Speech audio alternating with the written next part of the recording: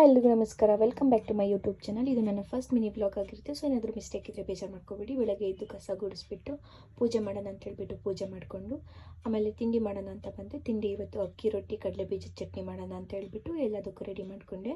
ಆಮೇಲೆ ರೊಟ್ಟಿ ಹಾಕ್ಬಿಟ್ಟು ಸ್ವಲ್ಪ ಹಸುಗೆ ಸೊಪ್ಪೆ ತರಬೇಕು ಅಂತ ಹೇಳ್ಬಿಟ್ಟು ಬೇಗ ಬೇಗ ರೆಡಿ ಆಗಿಬಿಟ್ಟು ತೋಟಕ್ಕೆ ಹೋದೆ. ತೋಟಕ್ಕೆ ನನ್ನ ಜೊತೆ ಬಂಟಿ ಸಹ ಬಂದಿದ್ದ.